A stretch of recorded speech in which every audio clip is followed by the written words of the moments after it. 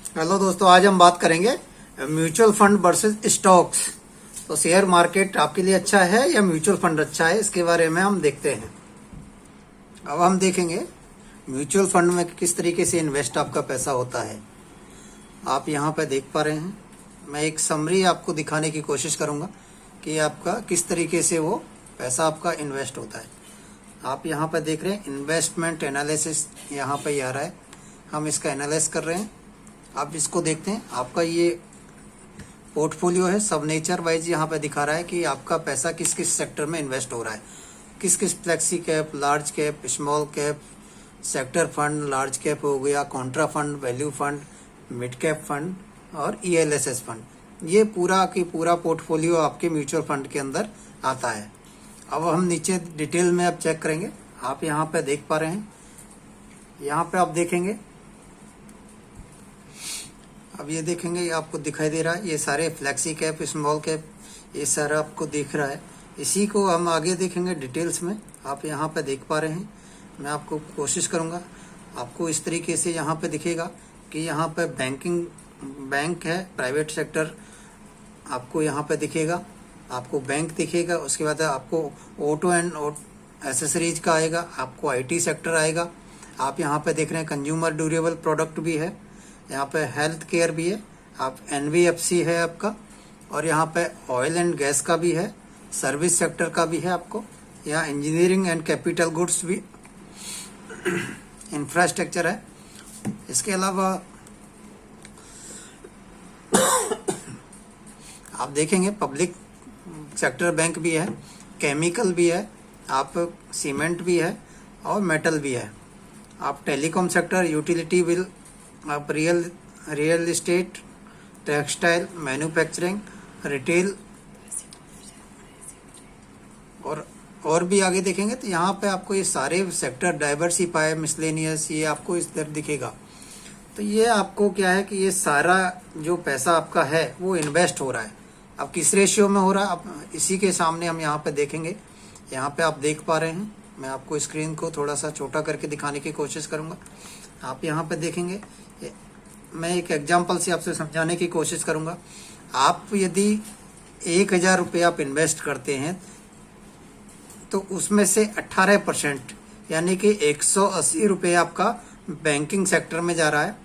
यदि मैं आपको ऑटोमोबाइल्स का बात करता हूं तो 1000 का आप 8% आपका ऑटोमोबाइल सेक्टर में जा रहा है, IT सेक्टर में आपका 8% इन्वेस्ट हो रहा है और कंज्यूमर प्रोडक्ट में भी आपका 7% इन्वेस्ट हो रहा है।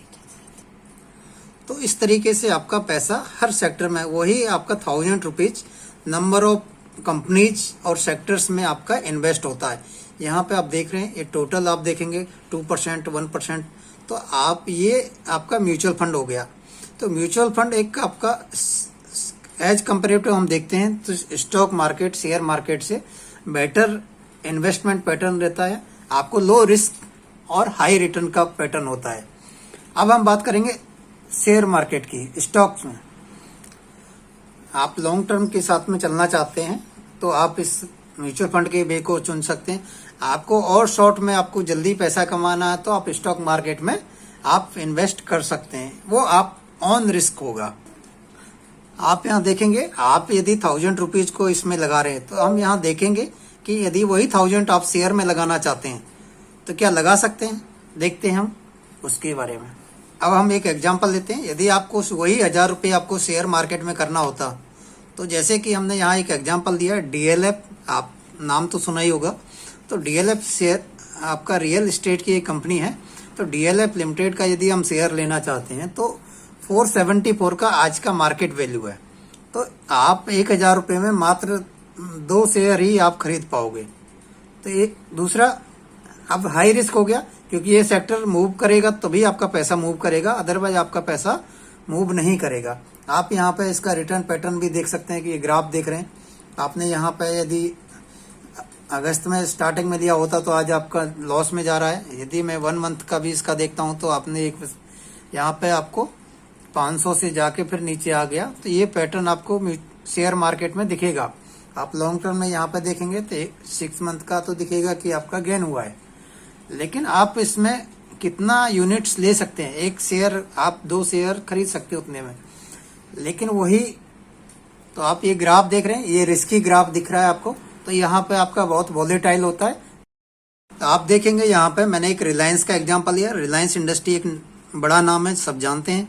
यदि हम रिलायंस के शेयर में लेना चाहते हैं, रिलायंस के स्टॉक में लगाना चाहते हैं, तो 2551 रुपये का ये शेयर है।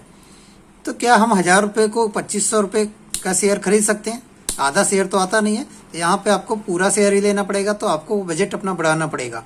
और मार्केट आप यहाँ पे जिग जग देख रहे हैं, वोलेटाइल होता है, तो एक आपके बजट से भी बाहर होता है, तो आप उस शेयर में इन्वेस्ट नहीं कर सकते। किंतु आप शेयर मार्केट की बजाय आप म्यूचुअल फंड को चुनते हैं तो वो बेटर वे होगा। आप यहाँ देख पा रहे होगे, आपको यहाँ पर दिखाई देगा HDFC bank, ICICI, Infosys, Reliance. चूंकि आप शेयर नहीं खरीद सकते, लेकिन यहाँ पैसा आपका म्यूचुअल फंड के थ्रू आपका रिलायंस में भी इन्वेस्ट हो रहा है। आप यहाँ देख पा रहे हैं 3% रिलायंस इंडस्ट्री में, आपका 7%, यानी कि 7 रुपये आपका 100 में से 7 रुपये यहाँ भी इन्वेस्ट हो रहा है। आपका बैंकिंग सेक्टर आ रहा है, आपको SBI में भी आ रहा है। तो 1000 रुपये जो आप मंथली देना चाह रहे हैं, लार्सन टर्बो है, ITC है, भारतीय एयरटेल है, एक्सिस बैंक है, बड़े बड़े नाम आपको यहाँ पे देखने को मिल रहे हैं। इन सभी में आपका पैसा इन्वेस्ट हो रहा है। तो एक सबसे बड़ा एडवांटेज आपको SCL हो, NTPC हो, भारत फोर्ज हो, हिंदुस्तान यूनिलीवर हो, बड़े बड़े नाम आप देख रहे हैं। तो वही आपका 1000 रुपये इतनी सारी कंपनीज में लगता है, तो जहाँ पे आपका रिस्क मिनिमम हो जाता है और प्रॉफिट का चांस ज़्यादा से ज़्यादा होता है।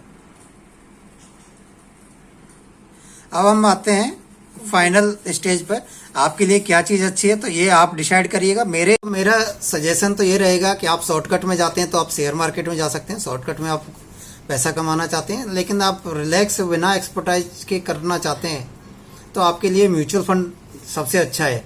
यदि आप एक्सपर्ट हैं तो आप शेयर मार्केट में जाएं, अदरवाइज आप इतनी नॉलेज नहीं रखते या आपके पास जानकारी नहीं है या कम पैसे में इन्वेस्टमेंट करना चाहते हैं, तो आपके लिए बेस्ट है म्यूचुअल फंड में जाएं, क्योंकि वही पैसा आपका 50 से 100 कंपनी में होता है। आपका रिस्क मिनिमाइज हो जाता है, तो कम रिस्क में ज़्यादा गेन आप ले सकते हैं। तो थैंक यू दोस्तों, आज के लिए इतना ही। आपको हमारा वीडियो कैसा लगा कमेंट करें, चैनल को सब्सक्राइब करें, वीडियो को लाइक करें। Thank you so much.